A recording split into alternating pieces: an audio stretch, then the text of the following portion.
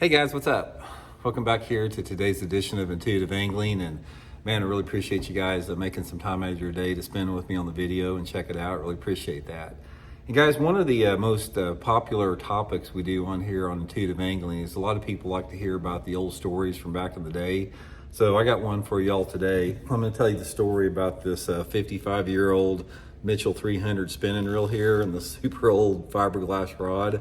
You guys will like to hear the story. I think if you guys like to bass fish, I think you'll get an appreciation out of it.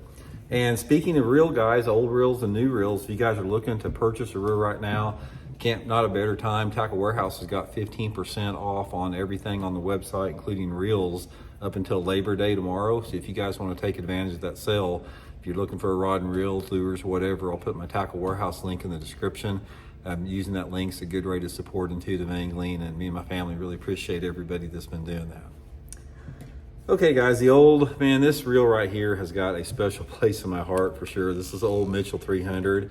And actually, if you guys have been around for a while, like me, the Mitchell 300 like this and the Mitchell 308, the smaller version, this was like a state-of-the-art bass fishing reel, back in the late 60s and early 70s when I got started out.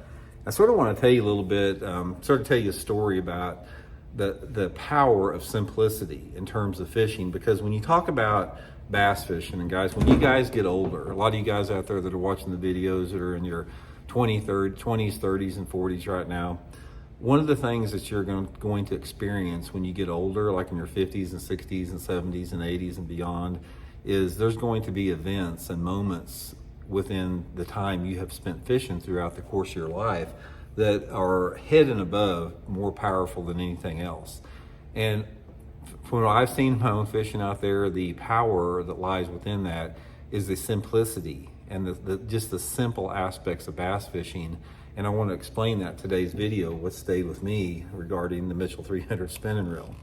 Now, you guys have heard me talk a lot about, my dad and best friend was named Jack, and so I fished with Dad and Jack when I was a little boy, at Table Rock and Grand Lake, and they'd tell me stories about going down to like the Table Rock Lake and Bull Shoals back when the lakes were first impounded back in the 50s.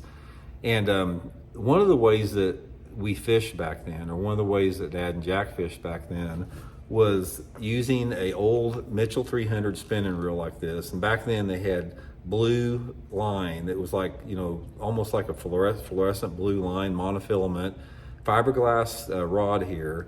And the rig that they used was an old purple flip-tail worm, like a 7-inch purple flip-tail worm.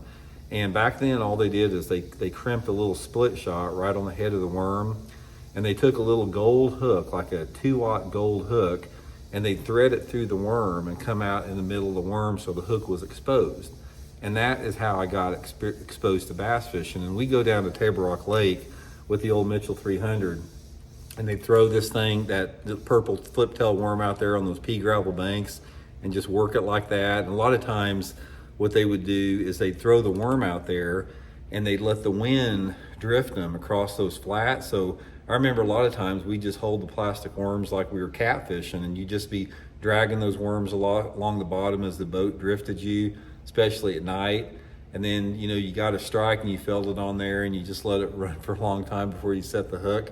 But those memories, guys, of fishing with the Mitchell 300, those are the most powerful memories in my fishing time. And that's why I'm a really big advocate of keeping fishing simple. And I really think that the more that you incorporate technology into your fishing, the more that it diminishes the experience of fishing on that pure form like I'm talking about here.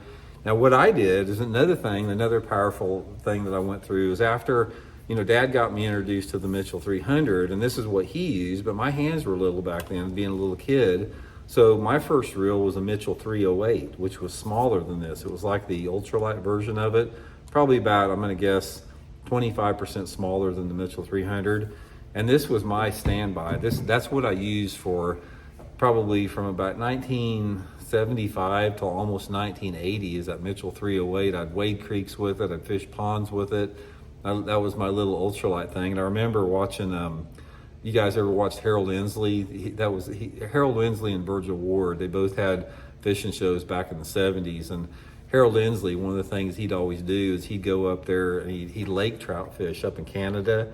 And I remember he'd have the Mitchell 300 or the Mitchell 308 with these fiberglass spinning rods like this. And they'd have like those little reaper hair jigs, and they'd be all bent over on those big lake trout. And I just couldn't wait to get out there and try it. So just a quick story, guys. I know there's not a lot of substance behind this, other than the fact that it's just all about forming memories and fishing.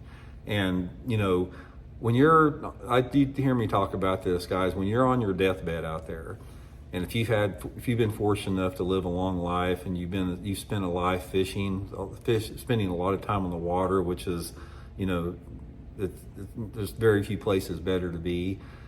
When you look back and you're reflecting on your experiences fishing and the things, the satisfaction and the peace and the tranquility and the therapeutic effect that fishing has on you throughout the course of your life, I can assure you it's not because you're going to look back and you're going to have fond memories about staring at that spotlighting live scope.